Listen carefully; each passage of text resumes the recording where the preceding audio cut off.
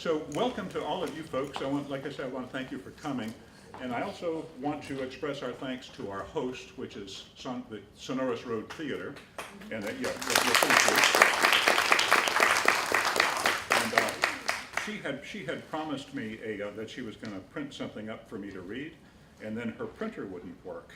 And so the next order of business was she emailed it to me.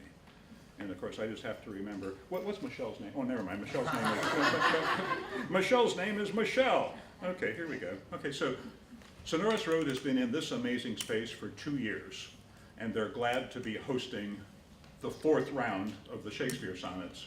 And it looks like they're going to keep on humoring me from now on, so that's a good thing. Supporting local businesses and local theater is critically important, and Sonorous Road is no exception, as almost all the work that happens to keep things going is done by volunteers or with the help of donations. If you'd like to be a volunteer for Sonorous Road Theater, and frequently volunteers get to see the show for free, but there is a sign-up sheet down by the concession area where you can sign up to become a volunteer. Also, if you feel so inclined and you want to purchase raffle tickets and haven't already, you'll want to. Can't do it now because we're getting ready to start, but you can do it during the break and you'll be in the second raffle. Okay, the raffle tickets are $5 a piece, and the prizes are pairs of tickets to several shows around town. Burning Coal ponied up a pair of tickets that got picked last night's raffle, and Justice Theater Project has the town players of Garner have given us 4 flex passes, so you can 2 people can go to both of their shows that are left in the that are left in the season. But anyway, if you add your name to their volunteer list, or if you want to see about becoming a patron, check their website, sonorousroad.com. Okay, please tell your friends and family about the summer camp, where students ages 5 to 17 can gain an excellent introduction to the world of theater. And when Hayden gets up here, he's going to tell you a little bit more about it, because he's part of the powerhouse that that runs that. When you step up to read your sonnet, you want to do something like this. I'm Kurt Benrud, and I'm reading sonnet number 0. Okay, and then if you have any introduction you want to do, any type of prefatory material, great. Okay, try to keep it to not much over a minute. Okay. If you have a second language that you've brought a translation and you want to do English, and last night we had English and Tamil, is that how you pronounced it? Okay, English and Tamil last night. And Swedish. And Swedish and Urdu. Were you not here last night? It was really good. But unfortunately, I spend a lot of time taking care of miscellaneous stuff, and so I miss a few of them. But I knew that the Swedish reader was here last night, and French. Of course, my sister read in French last night. But anyway. In German? Oh, yeah. I did in German. Okay, are you done? While we're busy thanking people, incidentally, let's thank Cole for doing the video.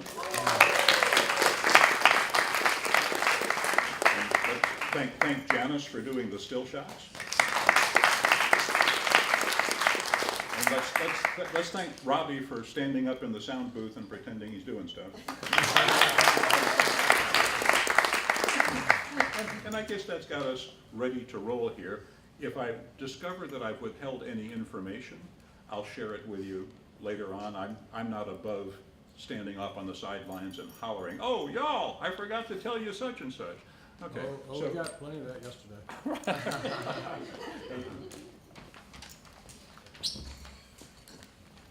Good evening, I'm Hayden.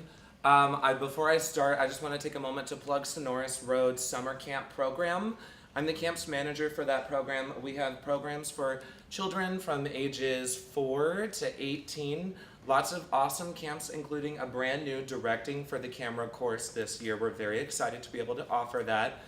Please check out our website at sonorousroad.com and go to the education tab to find out more.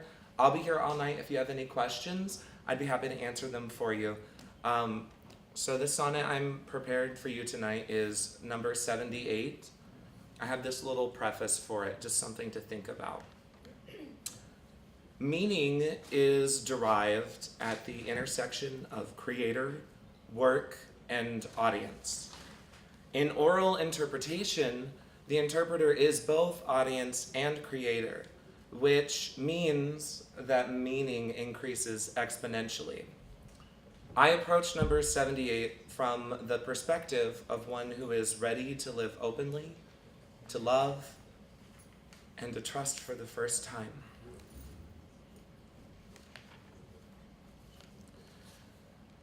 So oft have I invoked thee for my muse, and found such fair assistance in my verse, as every alien pen hath got my use, and under thee their poesy disperse. Thine eyes that taught the dumb to sing, and heavy ignorance aloft to fly, have added feathers to the learned's wing, and given grace a double majesty. Yet be most proud of that which I compile, whose influence is thine and born of thee. In others' works thou dost but mend the style, in arts with thy sweet graces graced be. But thou art all my art, and dost advance as high as learning my ignorance. Thank you.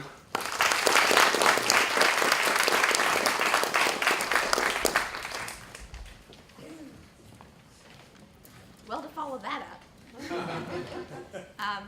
my name is Grace. Now I'll be reading Sonnet 79. Whilst I alone did call upon thy aid, my verse alone had all thy gentle grace. But now my gracious numbers are decayed, and my sick muse doth give another place. I grant, sweet love, thy lovely argument deserves the travail of a worthier pen. Yet what of thee thy poet doth invent, he robs thee of, and pays it thee again. He lends thee virtue, and stole that word from thy behavior. Beauty doth he give, and found it in thy cheek. He can afford no praise to thee, but what in thee doth live. Then thank him not for that which he doth say, since what he owes thee, thou thyself doth pay. Thank you.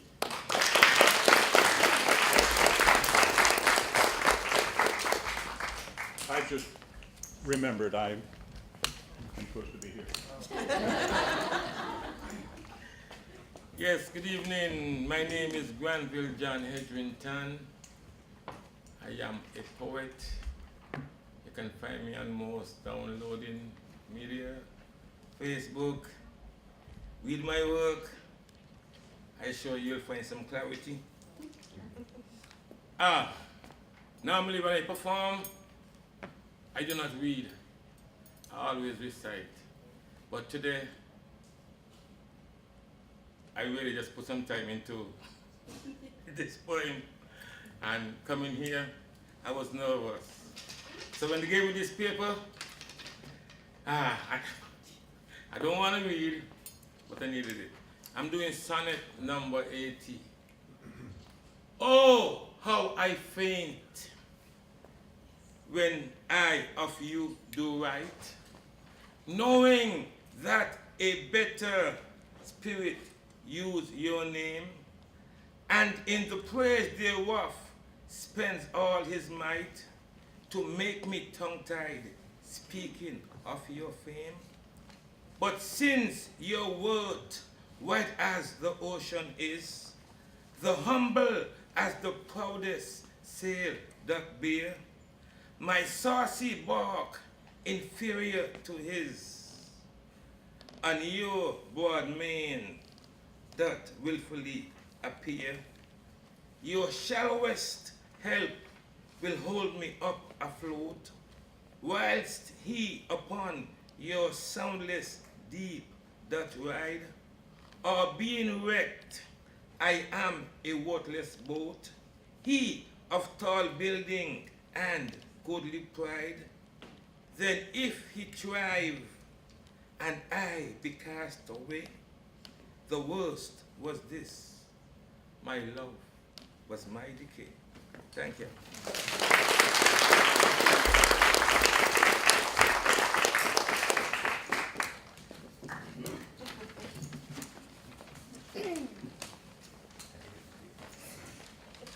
My name is Sarah, and I will be reading Sonnet 81.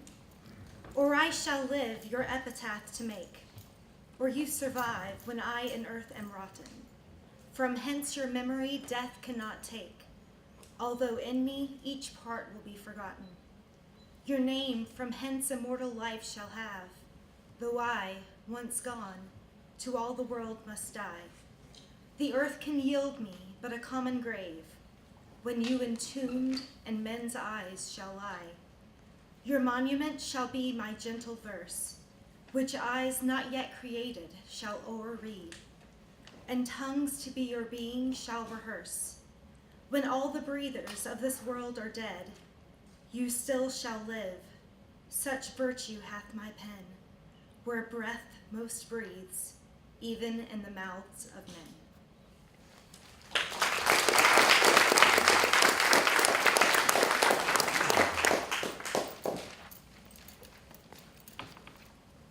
Hello, my name's Cole Russing, and I will be reading Sonnet 82. I grant thou wert not married to my muse, and therefore mayest without a taint o'erlook the dedicated words which writers use of their fair subjects, blessing every book. Thou art as fair in knowledge as in hue, finding thy worth a limit past my praise, and therefore art enforced to seek anew some fresher stamp of the time-bettering days. And do so, love. Yet when they have devised what strained touches rhetoric can lend, thou truly fair wert truly sympathized in true plain words by thy true telling friend. And their gross painting might be better used where cheeks need blood. In thee it is abused.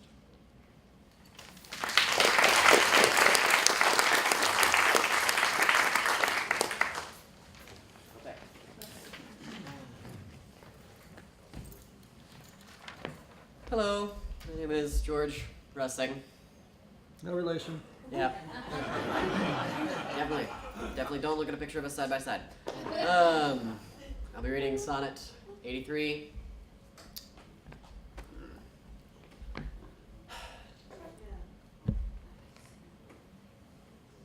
I never saw that you did painting need, and therefore to your fair no painting set.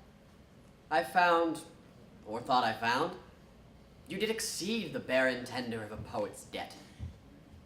And therefore have I slept in your report, that you yourself being extent well might show how far a modern quill doth come too short. Speaking of worth, what worth in you doth grow? This silence for my sin you did impute, which shall be most my glory, being dumb. For I impair not beauty being mute, when others would give life and bring a tomb. There lives more life in one of your fair eyes than both your poets can in praise devise.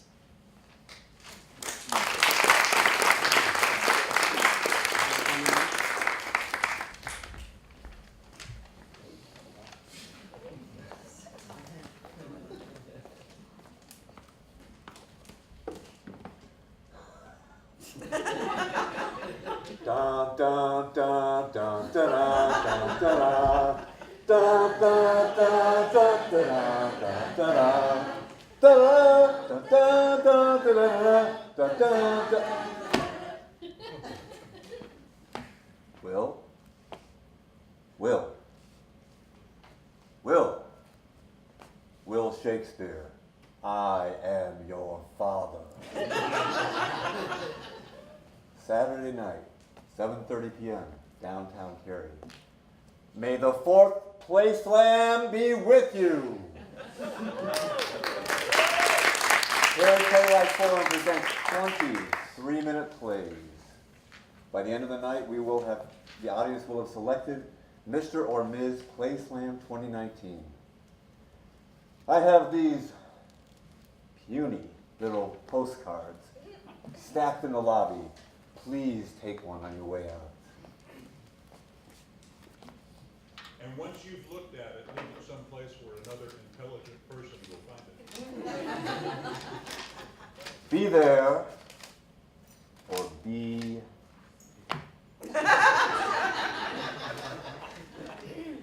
I can see through this thing better than I thought I could. All right. Tom Haynes, Sonnet 84.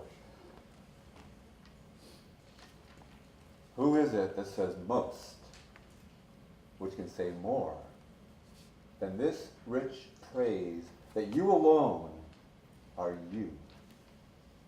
In whose confine immured is the store with which should example where your equal grew?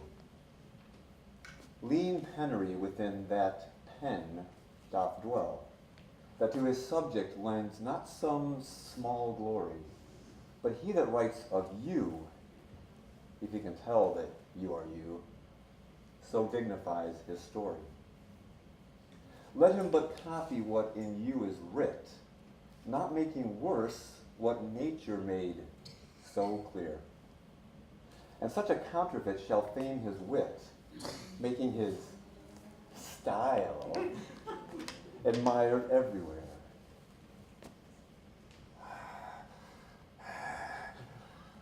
You, to your beauteous blessings, add a curse, being fond on praise, which makes your praises worse.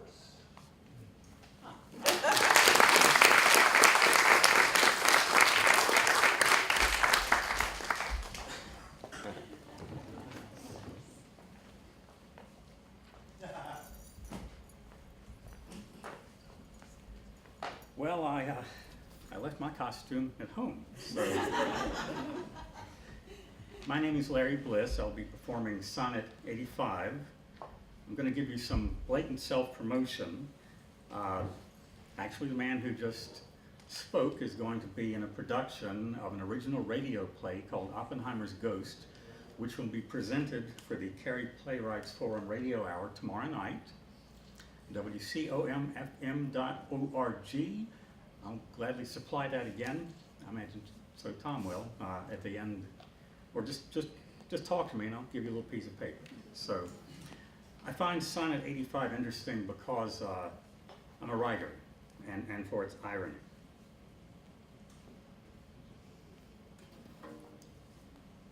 My tongue-tied muse in manners holds her still, while comments of your praise, richly compiled, reserve thy character with golden quill, and precious phrase by all the muses filed. I think good thoughts, whilst others write good words, and like unlettered clerks still cry amen to every hymn that able spirit affords, in polished form of well-refined pen. Hearing you praise, I say, 'tis so, 'tis true, and to most of praise add something more. But that is in my thought, whose love to you, though words come hindmost, holds his rank before. Then others, for the breath of words respect, me for my dumb thoughts, speaking in effect. Thank you.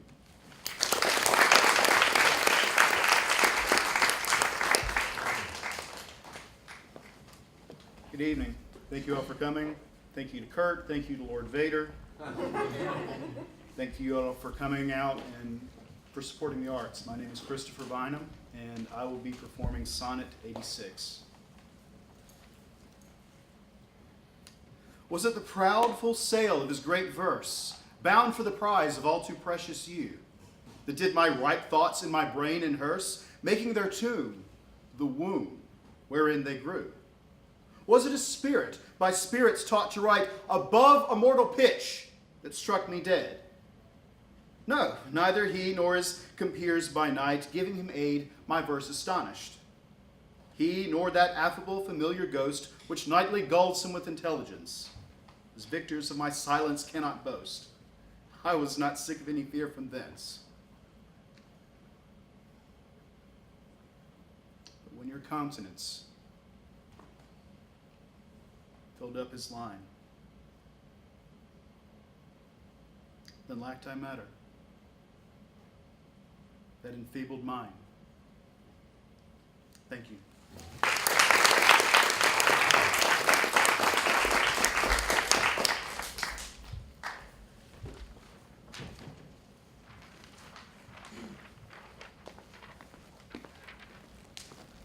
Hello, I am Jill.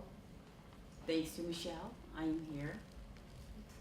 I am going to be performing Sonnet 87.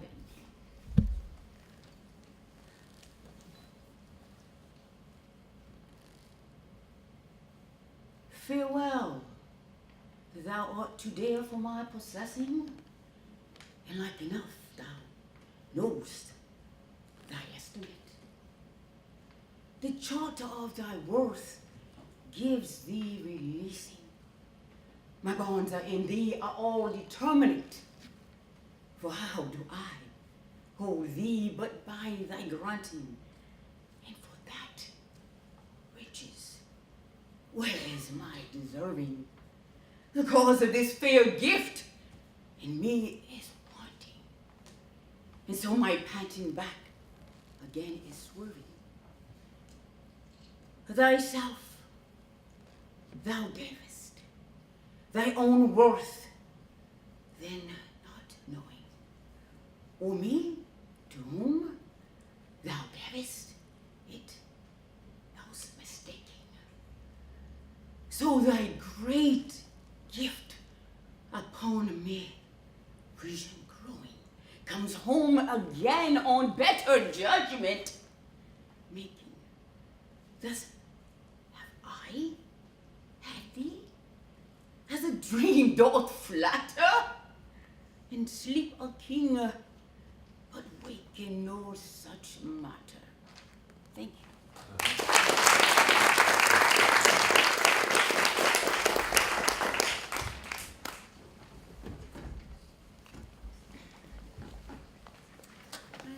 I'm Jennifer Sullender reading Sonnet 88.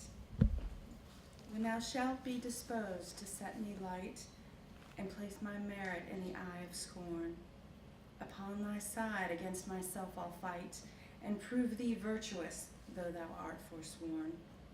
In mine own weakness, being best acquainted, upon thy part I can set down a story of faults concealed, wherein I am attainted, that thou in losing me shalt win much glory. And I by this will be a greater gainer too, for bending all my loving thoughts on thee, the injuries that to myself I do. Doing thee vantage, double vantage me, such is my love, to thee I so belong, that for thy right myself will bear all wrong.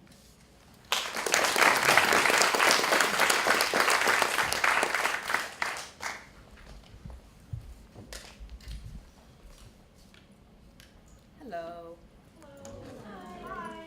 My name's Rosheka Wamba, and I'm going to be presenting Sonnet 89.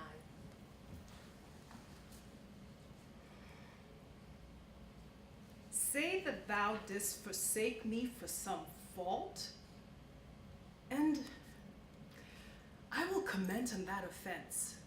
Speak of my lameness, and I straight will halt. Against thy reasons making no defense, thou canst not love, disgrace me half so ill, to set a form upon desired change, as I'll myself disgrace, knowing thy will. I will acquaintance strangle and look strange. Be absent from thy walks, and in my tongue thy sweet beloved name no more shall dwell, lest I, too much profane, should do it wrong, and haply of our old acquaintance tell. For thee, against myself, I'll vow debate, for I must ne'er love him whom thou dost hate.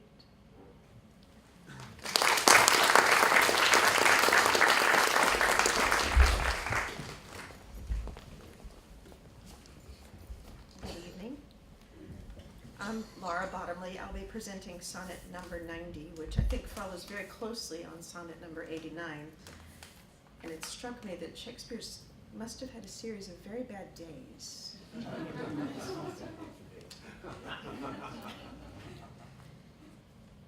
Then hate me when thou wilt, if ever, now. Now, while the world is bent my deeds to cross, join with the spite of fortune and make me bow, and do not drop in for an after loss. Ah, do not, when my heart hath scoped this sorrow, come in the rearward of a conquered woe. Give not a rainy night, a windy morrow, to linger out a purposed overthrow.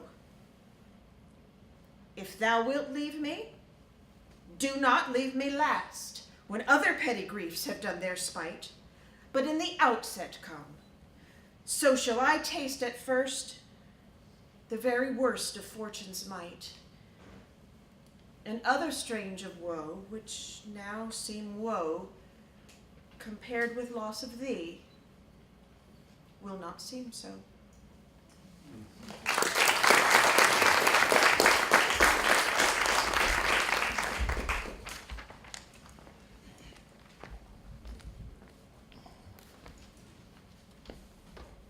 Hi, my name is Chuck, and we have a little turn of humor here. This is the 91st. It contains a word that may surprise you coming from Shakespeare. He also used this word in the first scene of Love's Labor Lost. And this is how quickly he picked up on things, because this term had just recently come into currency from its long history in other forms.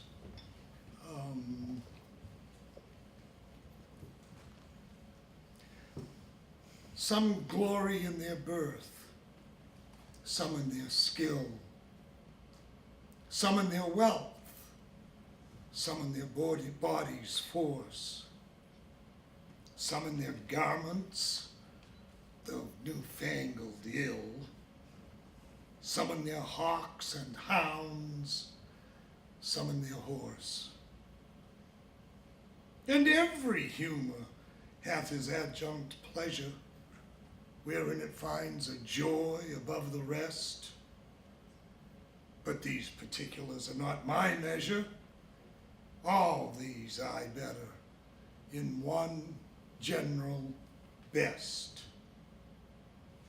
Thy love is better to me than all birth, richer than wealth, prouder than garments cost, of more delight than hawks or horses be.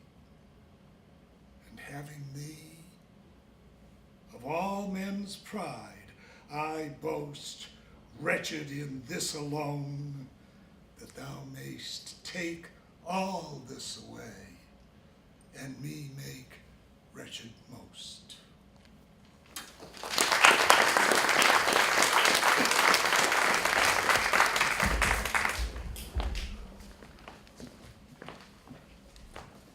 Hi, I'm Bobby Calloway, and I'll be reading Sonnet 92.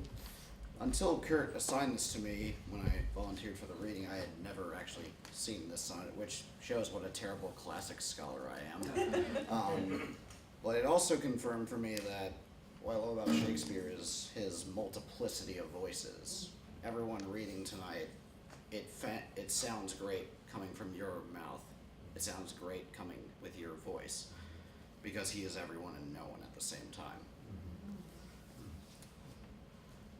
But do thy worst to seal thyself away, for term of life thou art assured mine, and life no longer than that thy love will stay, for it depends upon that love of thine.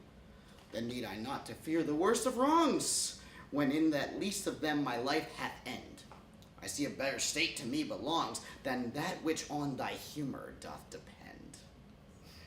Thou canst not vex me with inconstant mind, since that my life on thy revolt doth lie. Oh, what a happy title do I find, happy to have thy love, happy to die. But what's so blessed fair that fears no blot? Thou mayst be false, but I know it not. Thank you.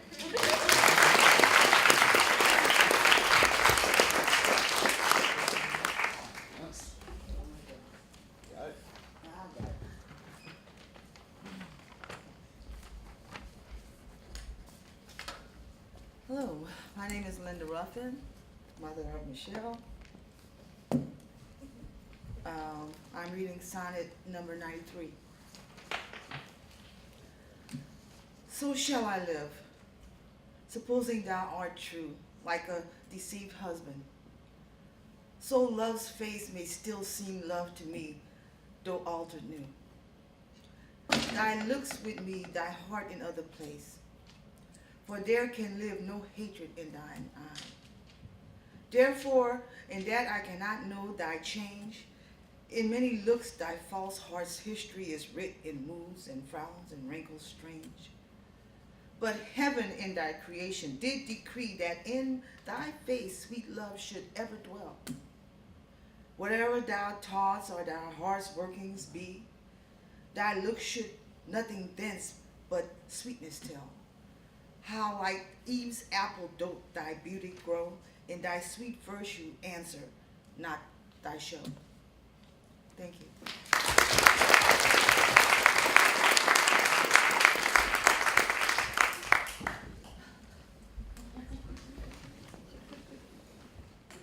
Good evening. My name's Naveed Moeed, and I'll be reading sonnet number 94. Kind of helps that I did my back in last night trying to lift a bag of mulch, so I can channel that pain. I always find something personal in everything I read by Shakespeare, and this is no exception. Imagine, if you will, a university student, 19, maybe 18, maybe 17, falls in love with another young boy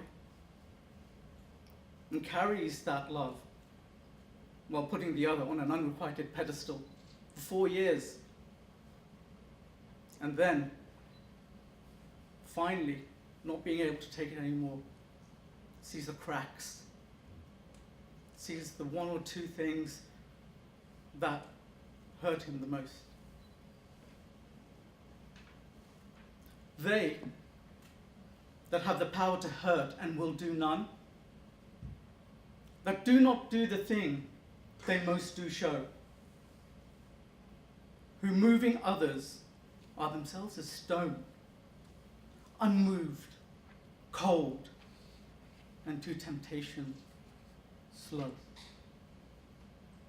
They rightly do inherit heaven's graces and husband nature's riches from expense. They are the lords and owners of their faces, others but stewards of their excellence. The summer's flower is to the summer sweet, though to itself it only live and die. But if that flower with base infection meet, the basest weed outbraves its dignity. For sweetest things turn sourest by their deeds. Lilies that fester smell far worse than weeds.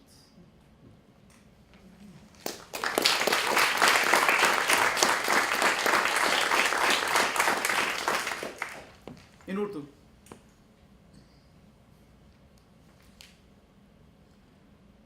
जिनके पास ताकत है चोट करने की, लेकिन करते नहीं, जो वो चीज नहीं करते हैं जो वो सबसे ज्यादा दिखाते हैं, जो दूसरों को हिला के खुद ही पत्थर जैसे बेहरकत, ठंडे और लालच के लिए आहिस्ता। उनके लिए वारिद है जन्नत की बरकतें और फितरत के खजाने को वो दिखाते हैं। वो मालिक हैं अपने चेहरों के और हम गुलाम उनकी खूबी के। गर्मियों के फूल गर्मी को मीठा है, लेकिन अपने आप के लिए वो बस जीता और मरता है। लेकिन अगर वो फूल गंदगी के साथ मिले तो सबसे कम घास जो है उनकी इज्जत ज्यादा है। सबसे मीठी चीजें हरकतें से खट्टी हो जाती हैं।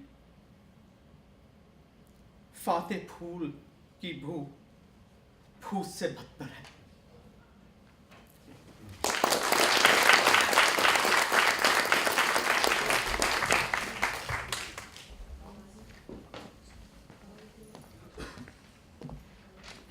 Hello, I am Leah Fitzgerald and I will be presenting Sonnet 95.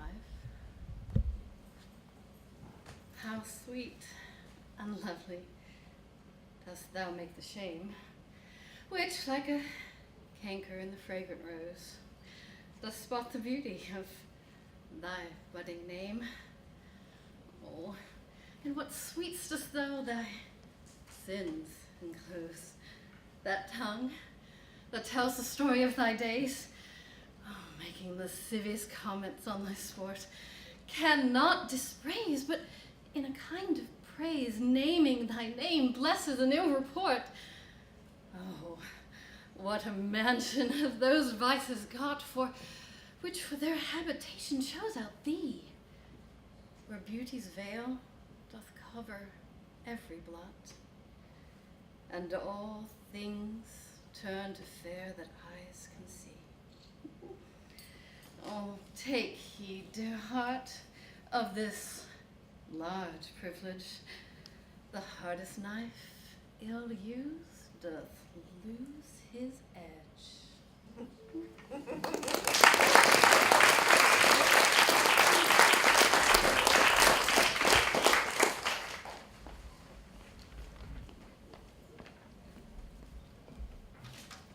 Hello. I'm nervous. My name is Christine Everhart, and I am reading Sonnet 96. And before I was assigned this, I never heard of Sonnet 96, or any of the sonnets. So, well, I mean some of them more famous ones. But anyway, Sonnet 96. Some say thy fault is youth, some wantonness. Some say thy grace is youth and gentle sport. Both grace and faults are loved of more and less. Thou makest faults graces that to thee resort. As on the finger of a throned queen the basest jewel will be well esteemed, so are those errors that in thee are seen to truths translated and for true things deemed. How many lambs might the stern wolf betray, if like a lamb he could his looks translate? How many gazers mightst thou lead away, if thou wouldst use the strength of all thy state? But do not so. I love thee in such sort, as thou being mine, mine is thy good report.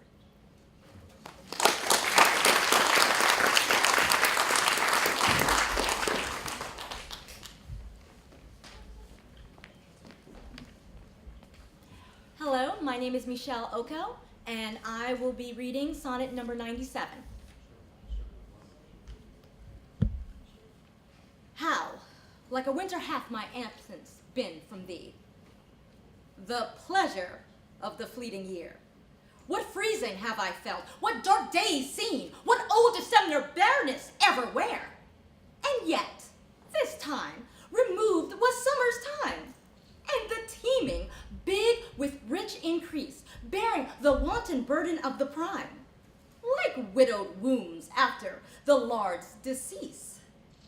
Yet, this abundant issue seemed to me but hope of orphans and unfathered fruit.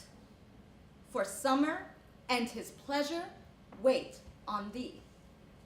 And thou away, the very birds are mute, or if they sing, 'tis with such dull a cheer, that leaves look pale, dreading the winter's near.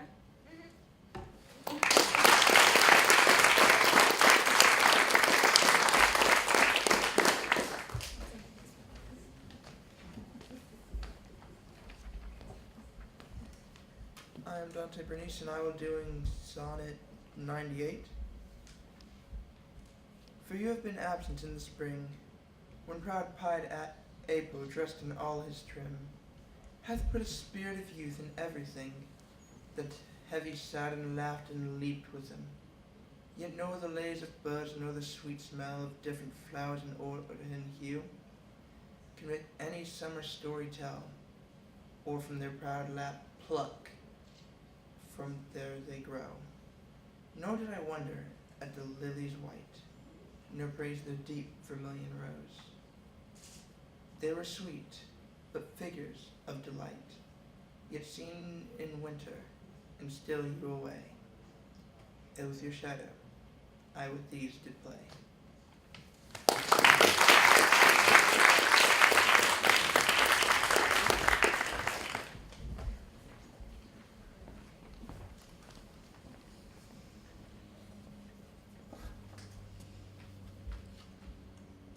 I am Ralph Balzac.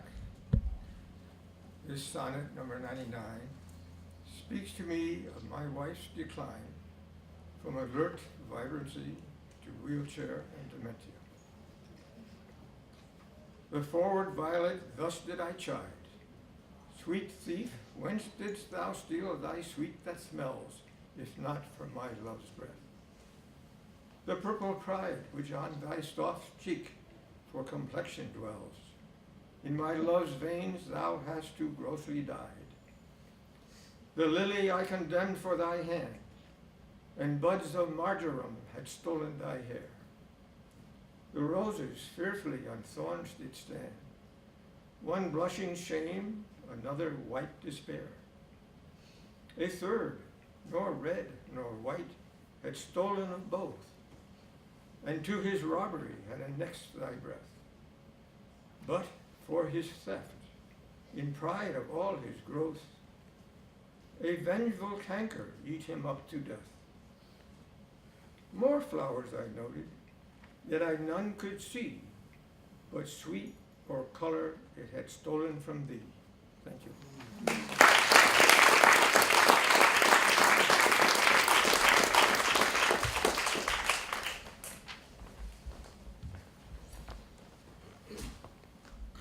Good evening, I'm Tom. I'll be reading sonnet number 100. Where art thou, Muse, that thou forgettest so long to speak of that which gives thee all thy might? Spendest thou thy fury on some worthless song, darkening thy power to lend base subjects light? Return, forgetful Muse, and straight redeem, in gentle numbers time so idly spent. Sing to the ear that doth lie lays esteem, and gives thy pen both skill and argument. Rise, resty Muse, my love's sweet face survey, if time have any wrinkle graven there. If any, be a satire to decay, and make time's spoils despised everywhere. Give my love fame faster than time wastes life, so thou preventest his scythe and crooked knife.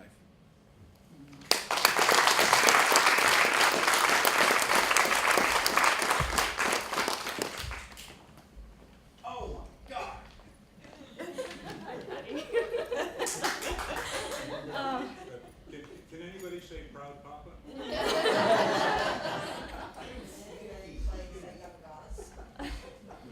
O truant Muse, what shall be thy amends? For thy neglect of truth and beauty died. Both truth and beauty on my love depends, so dost thou too, and therein dignified. Make answer, Muse. Wilt thou not haply say, truth needs no color, with his color fixed, beauty no pencil, beauty's truth to lay, but best is best if never intermixed. Because he needs no praise, wilt thou be dumb? Excuse not silence so, for it lies in thee, to make him much outlive a gilded tomb, and to be praised of ages yet to be. Then do thy office, Muse, I teach thee how, to make him seem long, hence as he shows now.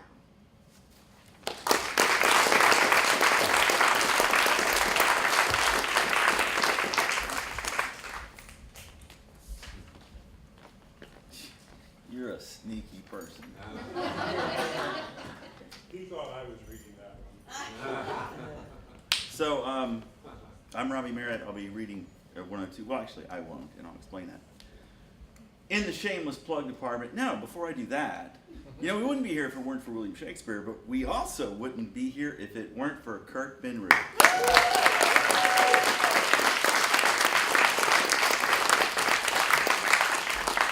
Carrie Player's current production is 4 Weddings and an Elvis, and I am lucky enough to be in that show. And yes, I got the lucky role of John, the Las Vegas minister who is also an Elvis impersonator.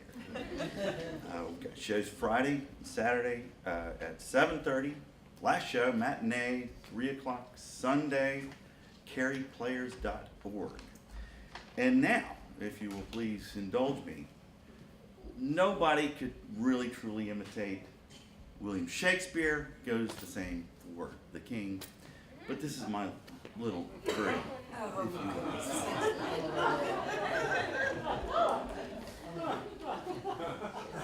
Well, there's 1 for the money, 2 for the show, 3 get ready, now go, cats go! Ladies and gentlemen, live from Sonorous Road, it's sonnet time. My love is strengthened, though more weak and seeming.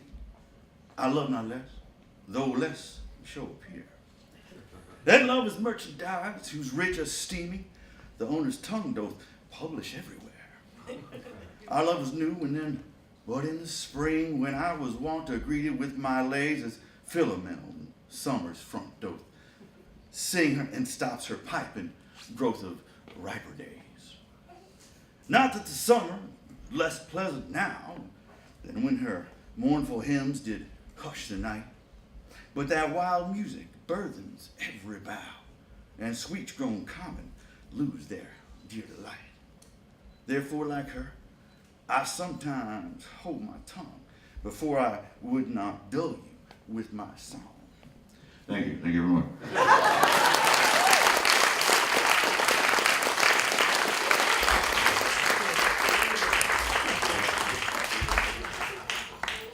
I like it when people clap before I've ever even done anything.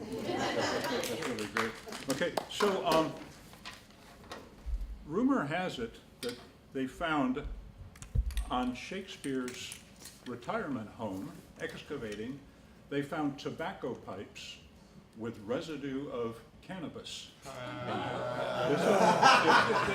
This is an article out of the New Yorker magazine. This is sonnet number 156. Everybody knows there's only 154, but this is number 156.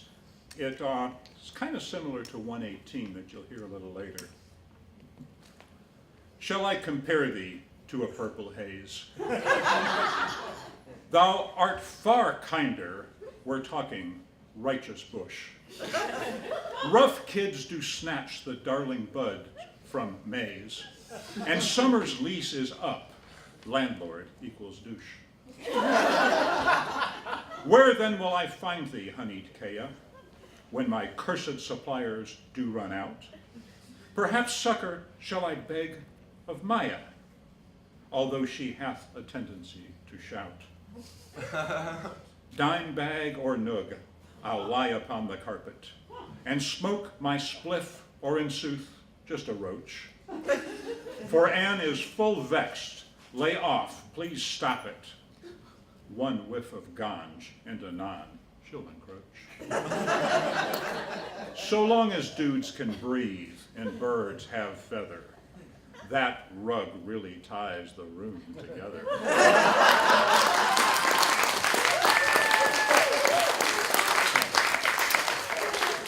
Okay, now, has anybody ever heard of something called the cap and bells?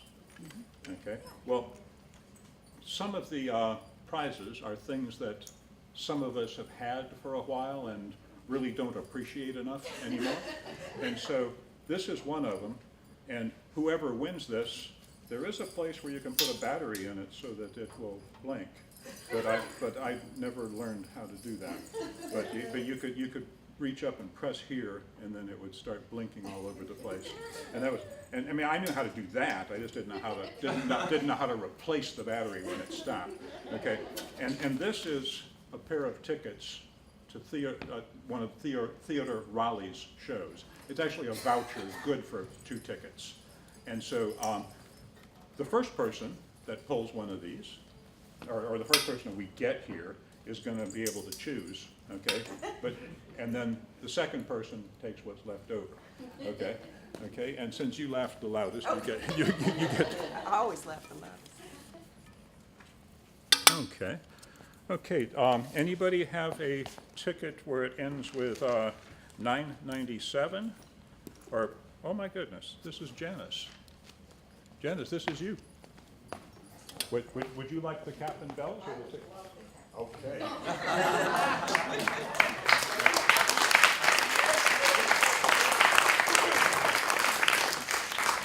Truth be told, I would have asked for my money back if she said that if she'd taken the tickets. Okay, so here we go. You're keeping Tom good company here. You go ahead and pull. Okay, good enough. And it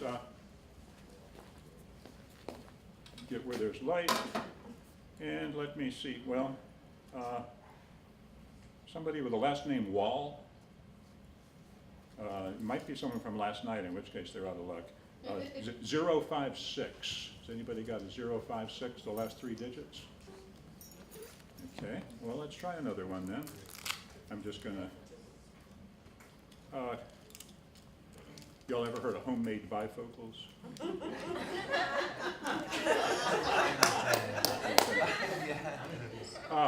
Vaughn Green was here last night. Okay. Kim, this starheartvi@gmail.com. Okay.